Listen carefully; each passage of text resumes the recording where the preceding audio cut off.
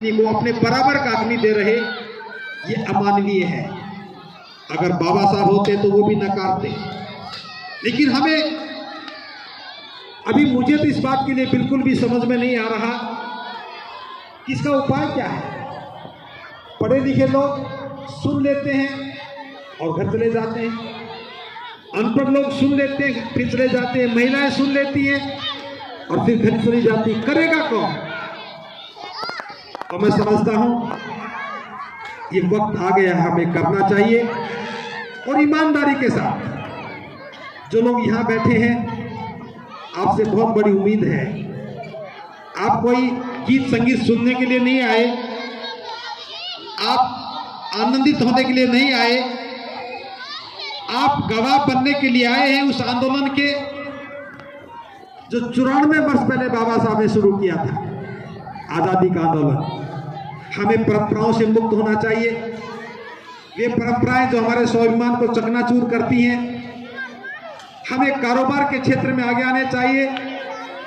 आर्थिक कारोबार के आर्थिक रूप से हम मजबूत होंगे तो हम गुलामी की बेड़ियों को तोड़ पाएंगे।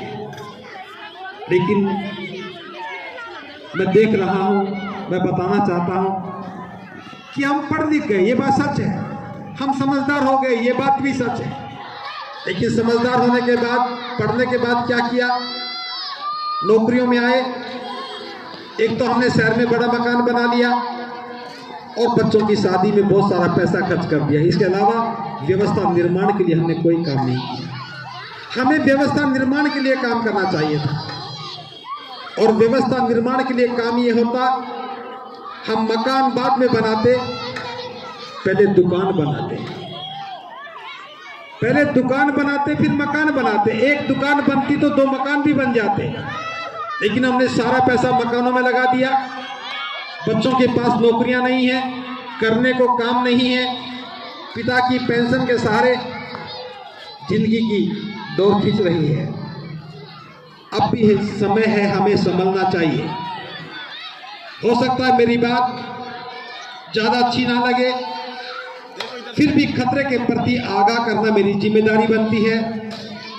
हम जो लोग नौकरियों में हैं, हो सकता है कि इतिहास में आप आखिरी लोग होंगे नौकरी करने वाले, क्योंकि पढ़े लिखे लोगों ने चुप रहना सीख लिया। बाबा साहब की जयंती मनाएंगे, बोलेंगे नहीं। बाबा साहब ने बहुत मेहनत करके 8 घंटे काम करने का कानून बनाया और अभी सरकार ने 12 घंटे काम करने का कानून बना दिया। हमें कहा गया कि सप्ताह में 3 छुट्टियां मिलेंगी और सारे लोग खुश हो रहे हैं, सप्ताह में 3 छुट्टियां मिलेंगी, लेकिन 12 घंटे काम करोगे। फिर थोड़े दिन के बाद 2 छुट्टियां रह जाएंगी, फिर 1 छुट्टी रह जाएगी, घंटे 12 ही काम करना पड़ेगा। जिसके लिए बाबा साहब ने संघर्ष किया, उनकी संतानें आज मौन क्यों हो गई? एक एक करके सारे अधिकार छीन लिए। नौकरी वालों की नौकरियां चली गई, कारोबार वालों को कारोबार नहीं रहा, पढ़ने वाले बच्चों के लिए शिक्षण संस्थान महंगे हो गए और हम मौन धारण किए बैठे हैं। अगर ठीक से बाबा साहब समझ में आ जाते और हम ज्ञान के बाद, शिक्षा के बाद बोलना सीख जाते। जो बोलता है उसका शोषण नहीं होता है, जो बोलता है उसके अधिकारों को कोई छीन नहीं सकता है। तो इसलिए मैं तो आह्वान कर रहा हूं, इस बौद्ध उत्सव के माध्यम से बौद्ध उत्सव मनाइए, लेकिन जीवन को गुलामी की ओर मत धकेलिए। हमें भाईचारा बनाना है, महिलाओं को भी बराबर रखना है, अज्ञानता के जो भी मार्ग है उसे बंद करना है, गलत परंपराओं को छोड़ना है, कारोबार के क्षेत्र में आगे आना है और हम समझदारी का परिचय देते हुए राजकाज की भी बात करते रहें, राजनीति की बात भी करते रहें। क्योंकि मैं आज जो बोल रहा हूं, ये अधिकार भारत का संविधान देता है। आप जो सुन रहे हैं, उत्सव मना रहे हैं, ये अधिकार भारत का संविधान दे रहा है। आपको नौकरियां मिली हैं, आपको न्याय मिलेगा, आपको जो भी कुछ चाहिए सब भारत का संविधान दे रहा है। और उस संविधान की रक्षा करने का दायित्व लोकसभा और विधानसभा में जो लोग चुन करके जाते हैं उनका बनता है। वो लोग बोलना सीखें, मुंह खोलना सीखें। अगर आप बोलोगे तो वो भी बोलेंगे, आपने चुप रहना सीख लिया तो वो भी वहां चुप रहते हैं। एक के बाद एक काले कानून बनते हैं, हमारे प्रतिनिधि बोलते नहीं हैं क्योंकि हमारे बीच में से गए हैं। इसलिए आप बोलना शुरू कीजिए, आप बोलना शुरू कीजिए।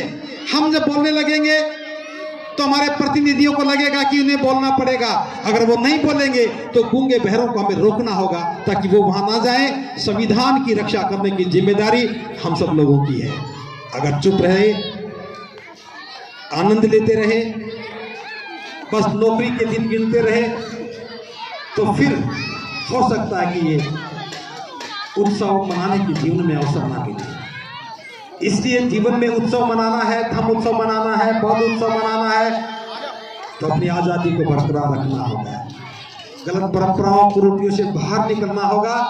ईमानदारी के साथ जैसा